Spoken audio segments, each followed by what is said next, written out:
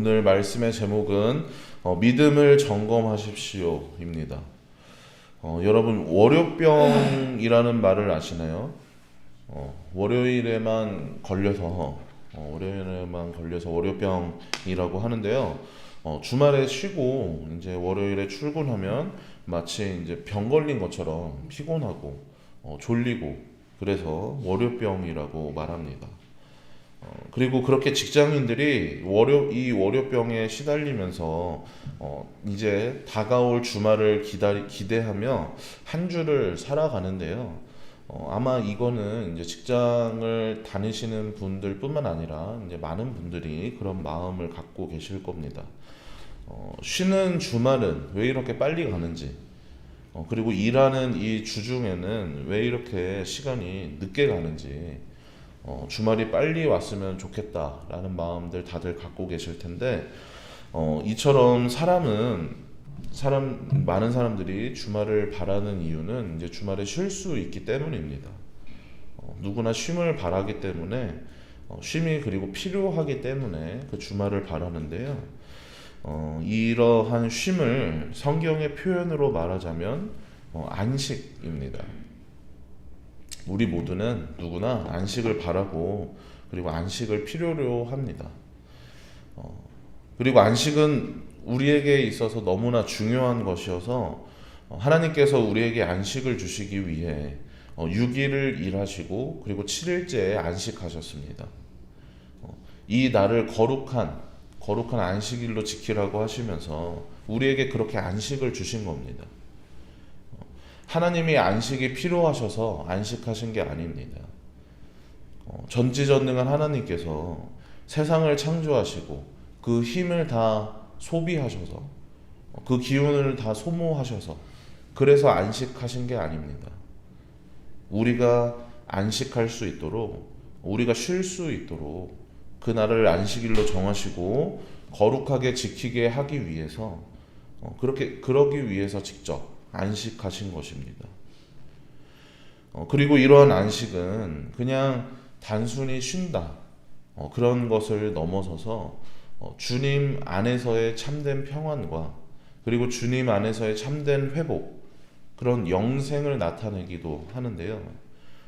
안식일이니까 쉬는 거니까 내 마음대로 하고 내가 하고 싶은 걸 하고 그런 쉼이 아니라 주님 안에서의 평안, 주님이 허락하신 영생을, 그런 그 안에서의 평안을, 그 안에서의 안식을 의미하는 것입니다.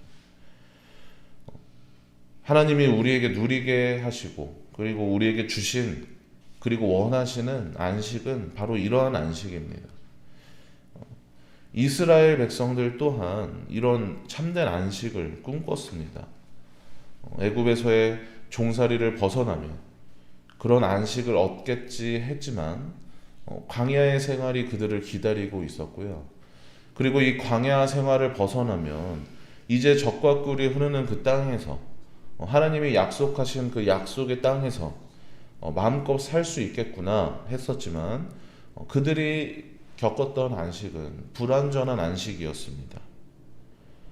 그들이 겪었던 안식은 주님 안에서 누리던 그런 안식이 아니라 그 밖에서 각각 자기 소견에 오른 대로 저마다의 안식을 찾아가려고 했습니다. 젖과 꿀이 흐르는 땅, 그 약속의 땅에 들어왔지만 저들의 죄악으로 인해서 불완전한 안식 가운데 거하게 된 것입니다. 그리고 그러한 어리석은 백성들은 그러한 어리석은 백성들을, 그리고 그 이스라엘 백성들뿐만 아니라 우리들을 위해서, 이방인인 우리들을 위해서, 우리가 진정한 안식을 누리고 영생을 누리게 하시기 위해서 예수님이 이 땅에 오셨습니다. 그렇게 예수님이 이 땅에 오심으로 우리에게 허락된 안식은 일시적인 안식이 아니라 영원하고 완전한 안식입니다. 이 안식에 대해서 오늘 본문 1절은 이렇게 말하고 있는데요. 우리 1절 말씀 같이 한번 읽어보겠습니다. 1절 시작. 그러므로 우리는 두려워할지니 그의 안식에 들어갈 약속이 남아있을지라도 너희 중에는 혹 이르지 못할 자가 있을까 함이라. 네, 하나님께서 우리에게 안식을, 완전한 안식을 누릴 수 있는 그 천국을 약속해 주셨지만 모든 사람이 천국을 누리는 것이 아닙니다. 어떤 사람은 그렇게 구원받고 천국에 가게 되지만 어떤 사람은 천국에 가게 되지 못한다고, 그리고 버림받고 지옥에 가게 됩니다. 영원한 안식, 곧 그 천국에 들어가지 못하는 사람들은 왜 못 들어가나요? 우리 2절 말씀에서 그런 이들에 대해서 뭐라고 얘기하냐면 2절 끝부분에 믿음과 결부시키지 아니함이라 라고 얘기합니다. 그들에게 믿음이 없기 때문이라고 합니다. 그들에게는 믿음이 없었습니다. 말씀을 듣기는 했는데 그들에게 그 말씀이 아무런 유익이 되지 못했던 것은 그 말씀을 믿음으로 받아들이지 않았기 때문입니다. 어제 저희 이 행복나는 축제 하면서 지근한 장로님께서도 이렇게 간증으로 말씀하셨었죠. 교회 나온다고 해서 구원받는 것이 아니라고, 그냥 교회 다니기만 해서는 예수님이 주신 안식을 얻을 수가 없습니다.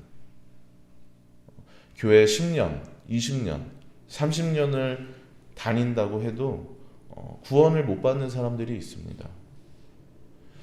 그리스도인에게 있어서 이만큼 두렵고 참 비참한 일이 있을까요? 교회에서 오랫동안 신앙생활을 했음에도, 그리고 직분을 얻고 봉사하고 헌신을 했음에도 정작 구원을 받지 못한다면 이것은 참으로 비참한 일이 아닐 수 없습니다. 그리고 이러한 구원은 그저 교회에 다니기만 한다고 해서 얻어지는 것이 아니라 예수님을 인격적으로, 예수 그리스도를 인격적으로 만나야만 합니다. 이 만남을 통해서 예수님께서 십자가에서 내 죄를 위해서 죽으시고 부활하신 그 사건을 믿음으로 그렇게 구원에 이르게 되는 것입니다.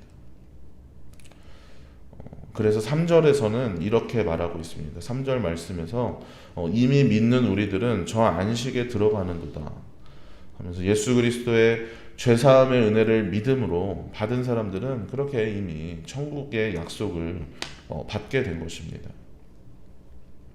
예수 그리스도를 믿음으로 말미암아 영원한 안식에 들어갈 수 있다는 이 소식, 그렇게 완전한 안식을 누릴 수 있게 된다는 이 말씀은 이것이 바로 복음입니다. 우리의 어떤 공로나 우리의 어떤 열심이 아니라 오직 믿음만이 그렇게 주님을 만나고 그렇게 세워지는 믿음만이 그 길로 나아갈 수 있는 열쇠입니다. 이 복음을 먼저 접한 이스라엘, 그 복음이신 예수님을 먼저 만난 이스라엘, 그들에게 의해서 우리 이 기독교가 탄생했고 그들에게서 그리스도가, 복음이 전파되었지만 그들은 정작 진정한 안식을 누리지 못했습니다. 예수님을 그렇게 직접 경험하고 직접 만났지만 그 당시에 많은 이들이 그렇게 예수님을 경험했지만 예수님을 인격적으로 경험하지 못하고 복음을 받아들이지 않았기 때문입니다. 그래서 그들은 진정한 안식을 누리지 못했습니다.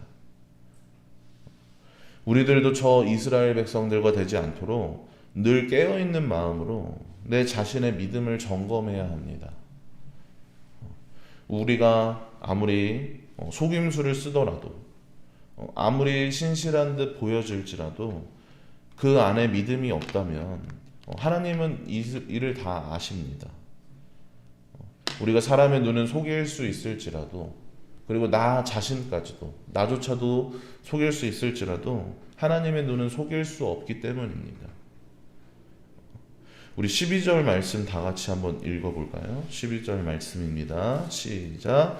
하나님의 말씀은 살았고 운동력이 있어 좌우에 날선 어떤 검보다도 예리하여 혼과 영과 및 관절과 골수를 찔러 쪼개기까지 하며 또 마음의 생각과 뜻을 감찰하나니. 네. 하나님의 말씀은 엑스레이보다 더 정밀합니다. 그래서 사람 속에 있는 이 믿음이 진짜인지 아니면 가짜인지 하나님은 다 아실 수 있습니다. 마음의 생각과 뜻을 감찰하신다고 했습니다. 우리는 이 말씀에 비롯해서 우리의 믿음을 점검해야 합니다.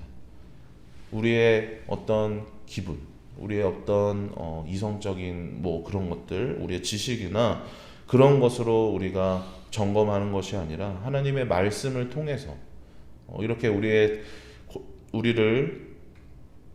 예리하게 바라보시는, 그리고 찔러 쪼개기까지 하시는 그 말씀을 통해서 우리의 믿음을 점검해야 합니다. 하나님은 우리 마음속에 있는 생각과 감정까지 다 알아내십니다. 그런 하나님 앞에서 우리는 숨길 것이 없습니다. 그 무엇으로 눈속임을 하고 그 무엇으로 치장할 수 있겠습니까? 하나님 앞에서 우리는 발가벗긴 것처럼 그렇게 다 드러나게 되어 있습니다. 오직 진실되게 예수님을 나의 구원자로 내 삶의 주인으로, 왕으로 그렇게 주인으로 모셔드린 사람만 우리는 그렇게 천국에, 참된 안식에 들어가게 됩니다. 그리고 11절 말씀에서 우리에게 저 영원한 안식, 그 천국에 들어가기를 힘쓰라고 말하고 있는데요. 여기에서 중요한 것이 있습니다. 우리가 그 안식에 들어가기를 힘쓰라고 말하면서 순종이라는 단어를 사용하고 있는데, 이 순종하기를 힘써서까지 나아가야 한다는 것입니다. 앞서서 우리 지금 11절 말씀을 얘기했는데, 이 11절에 앞서서 6절에도 안식에 들어가지 못하는 이유가 믿지 못해서라는 말을 사용하지 않고 불순종 때문에 들어가지 못한다고 그렇게 얘기를 하고 있는데요. 믿음과 순종이 특별한 관계에 있기 때문입니다. 바로 이 믿음의 증거가 순종입니다. 단순히 믿는다 하는 것은 단순히 입술로 믿는다고 해서, 내가 믿겠다고 해서 그래서 믿는 것이 아니라 그 고백에 순종이 뒤따라야만 합니다. 그래서 이런 말이 있습니다. 순종은 구원에 이르는 수단이 아니라 구원의 목적이 바로 순종이라고요. 순종함으로 우리가 구원을 받는 것은 아니지만, 구원받은 자에게는 그 안식을 누리고 그 영생을 누리는 자에게는 반드시 하나님의 말씀에 순종함이 뒤따르게 됩니다. 반드시 삶에서 그 순종이라는 열매로 믿음이 나타나게 되어 있습니다. 또한 이를 힘써야 하는 것은 우리가 가진 믿음을 순종으로 나타내고 그 순종의 열매를 우리는 맺어야 하기 때문이죠. 사랑하는 성도 여러분, 예수님을 믿는 그 믿음으로 말미암아 우리는 구원에 이를 수 있습니다. 또한 그 믿음은 순종으로 말미암아 이것이 진짜 믿음인지 가짜 믿음인지 그것이 드러나게 되어 있습니다. 그렇게 하나님께서는 우리의 마음 깊숙이 우리가 알지 못하는 그 부분까지도 우리 안에 있는 그 생각과 그 뜻을 모두 다 아십니다. 아무리 교회에서 인정받고 사람들 앞에서 신실하다는 소리를 들어도 하나님의 앞에서는 그것이 진짜인지 가짜인지 드러날 수밖에 없습니다.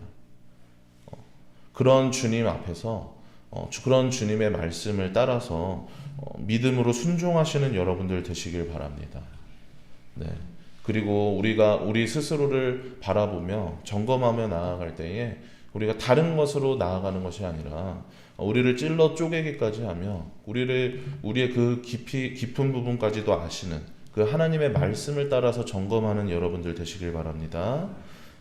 그리하여서 우리 저 천국에서 맛볼 그 참된 안식을 바라보며 그 안식을 주시는 주님을 바라보며 하나님 말씀에 순종하기를 힘써서 나아가는 여러분들 되시길 주님의 이름으로 축복합니다.